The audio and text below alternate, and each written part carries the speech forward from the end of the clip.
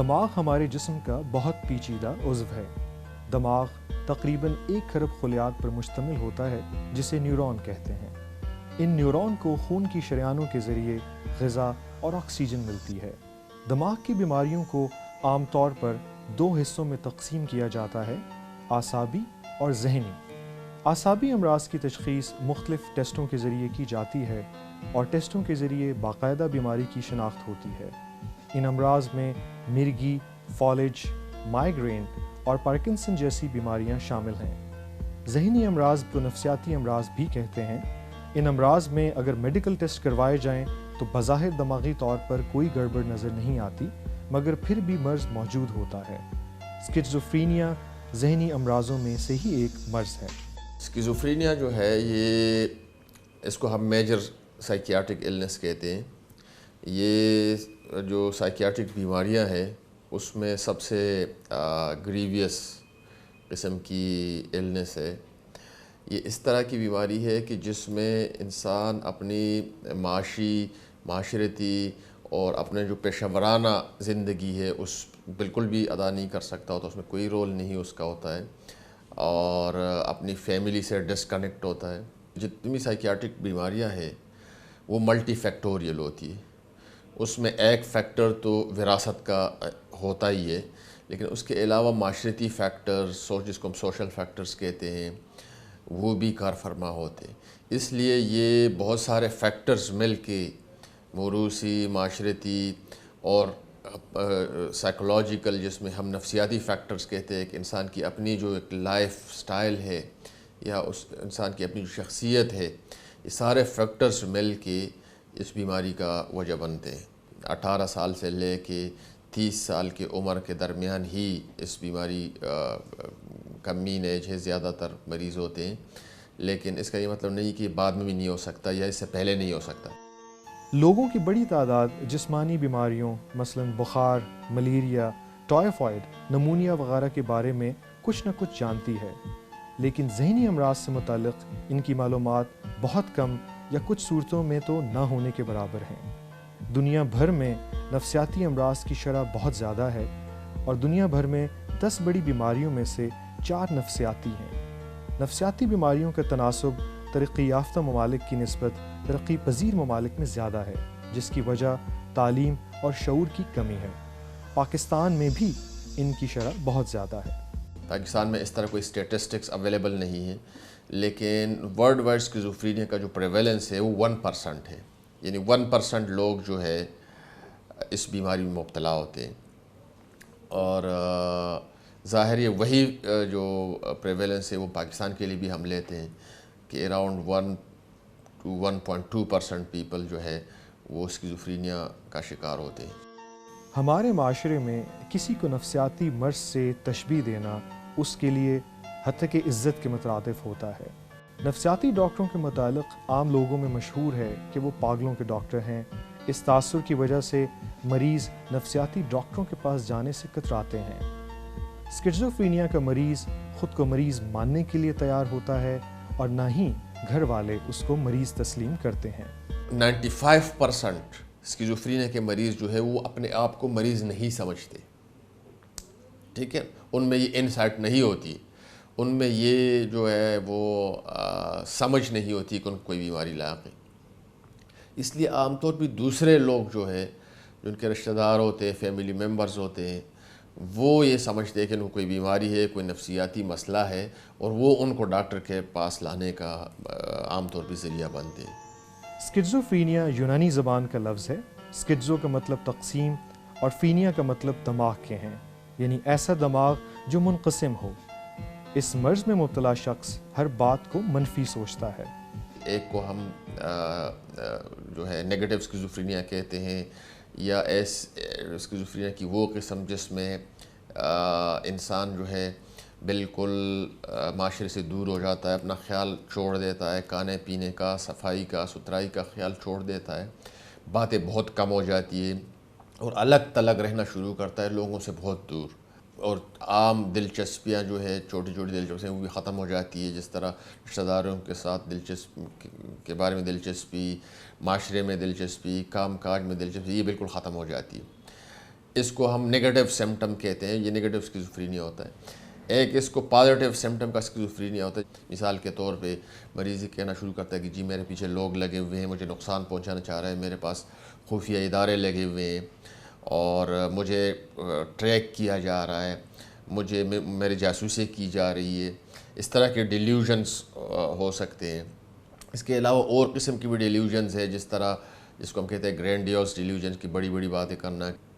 اس کے علاوہ ان لوگوں کو چونکہ کانوں میں آوازیں آتی ہے جو کہ غائبانہ آوازیں ہوتی ہے، جو کہ آس پاس اور لوگوں کو سنائی نہیں دیتی، اس کی وجہ سے یہ لوگ ان آوازوں کو رسپونڈ کرتے ہوتے ہیں عام طور پہ۔ تو اس لیے جس طرح لگتا یہ ہوتا ہے کہ یہ خود سے باتیں کرتے ہوتے ہیں، حالانکہ وہ انہی آوازوں کو رسپانس دیتے ہوتے ہیں اور انہی سے باتیں کرتے ہوتے ہیں۔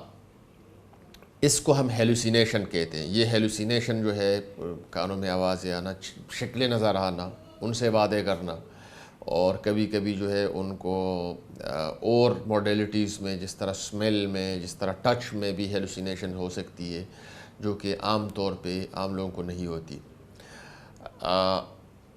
اس ہیلوسینیشن اور ڈیلیوژن کے علاوہ ان لوگوں کا جو بیہیویئر ہے وہ بہت ڈس آرگنائز ہوتا ہے۔ ان کا اسپیچ، جو بات چیت ہے، وہ بہت ڈس آرگنائز ہو جاتا ہے، جس میں عام طور پہ ان کی بعض اوقات لوگ نہیں سمجھتے وہ کہتے کیا ہے۔ ایرریلیونٹ اسپیچ اس کو ہم کہتے ہیں، جو ایک ربط ہوتا ہے بات چیت میں، ایک ربط ہوتا ہے ایک سے دوسرے سینٹنس میں جانے کے لیے، وہ ربط ختم ہو جاتا ہے اور مسلسل جو تسلسل ہے وہ ٹوٹ پوٹ کا شکار ہو جاتا ہے۔ اسکیزوفرینیا کے مریض کو مختلف قسم کی آوازوں کے ساتھ بعض اوقات عجیب و غریب شبیہ بھی نظر آ جاتی ہے، جس کی وجہ سے گھر والے مریض کو جنات کا اثر سمجھتے ہیں اور انہیں ڈاکٹرز کے بجائے جعلی پیروں کے پاس لے جاتے ہیں، اور یہ جعلی پیر اور عاملین ان سے ناجائز فائدہ اٹھاتے ہیں اور علاج کی صورت میں مریض کے ساتھ ایسا سلوک کرتے ہیں جو ان کے مرض کو شدید تر کر دیتا ہے۔ تو ایک بہت بدقسمتی، ایک نہیں بہت سارے ہمارے مریض جو ہوتے ہیں پہلے فقیروں کے پاس، عالموں کے پاس، عاملوں کے پاس جاتے رہتے ہیں، اور جو اچھے عالم ہوتے ہیں وہ ان کو یہی کہتے ہیں کہ یہ ذہنی بیماری، آپ ڈاکٹر کے پاس جائیں، تو وہ پھر آ جاتے ہیں۔ لیکن بہت دفعہ اس طرح ہوتا ہے کہ وہ انہی چکروں میں لگے رہتے ہیں اور ہمارے پاس بہت بعد میں آ جاتے ہیں، چونکہ اسکیزوفرینیا میں مریض جو ہے وہ اپنا خیال نہیں رکھتا، اپنی صفائی کا خیال نہیں رکھتا، کھانے پینے کا خیال نہیں رکھتا، اس کے جو لائف سٹائل ہے اس میں بہت زیادہ تبدیلیاں آتی ہے۔ تو یہ مریض جو ہے نہ صرف ذہنی طور پہ بیماری کا شکار ہوتے ہیں، بلکہ یہ اور دوسرے جو جسمانی بیماریاں ہیں اس کا بھی بہت آسانی سے شکار ہو جاتے ہیں، جس طرح ڈائبٹیز ہے، ان کو بہت ہے، انفیکشنز ہے، نیوٹریشنل ڈیفیشنسیز ہے، اور ہارٹ ڈیزیزز ہے۔ یہ ساری بیماریاں جو ہے نا، ان میں عام لوگوں کی نسبت زیادہ ہوتی ہے۔ National institute of medical health کے 2013 کے سروے کے مطابق دنیا میں تقریباً 2 کروڑ 36 لاکھ کے قریب افراد اسکیزوفرینیا کی بیماری میں مبتلا ہیں، اور 2013 میں ہی ایک اندازے کے مطابق 16,000 لوگوں نے اس بیماری کی شدت کی وجہ سے خودکشی کی۔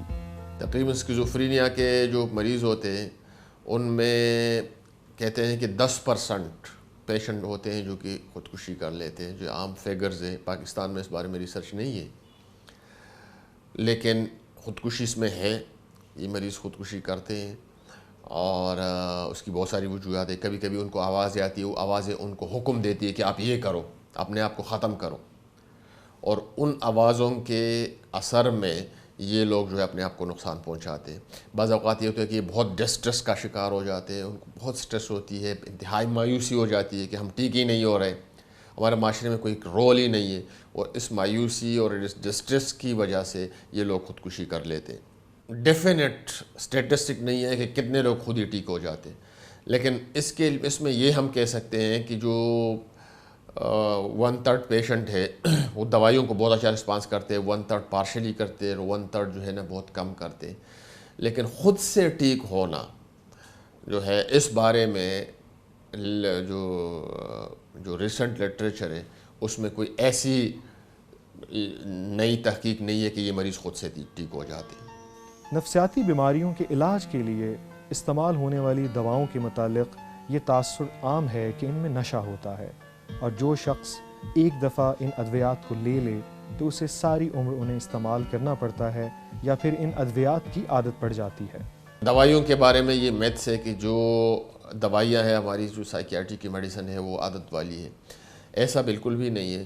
کچھ بیماریاں، کچھ دوائیاں جس کو ہم بینزوڈائزیپین کہتے ہیں اس سے عادت بنتی ہے، لیکن جو اسکیزوفرینیا کے لیے دوائیاں ہوتی ہیں جس کو ہم اینٹی سائیکوٹک میڈیسن کہتے ہیں وہ بالکل بھی عادت والی نہیں ہے اور اس سے عادت نہیں بنتی ہے۔ ہاں اس کے اور سائیڈ ایفیکٹس ہوتے ہیں اور ہمیں ان سائیڈ ایفیکٹس کی طرف ہماری نظر ہونی چاہیے اور اس کی طرف ہمارا جو ہے وہ دھیان ضرور ہونا چاہیے۔ جب ہم مریض کو فالو اپ کے طور پہ دیکھتے ہیں تو ہمیں یہ پتہ ہو کہ مریض کو کوئی سائیڈ ایفیکٹ تو نہیں ہو رہے۔ یہ بیمار جو ہوتے ہیں ان کو علاج کی بہت ضرورت ہوتی ہے اور ان کا علاج جو ہے وہ وہی ہم دوائیوں سے کرتے ہیں، سوشل ریہیبلیٹیشن سے کرتے ہیں اور نفسیاتی طریقہ علاج سے کرتے ہیں، اور بہت سارے مریض ٹھیک ہو جاتے ہیں۔ بہت افیکٹو ٹریٹمنٹ ابھی اویلیبل ہے، دوائیاں اگر مریض کو ملے تو بہت ٹھیک ہو جاتے ہیں۔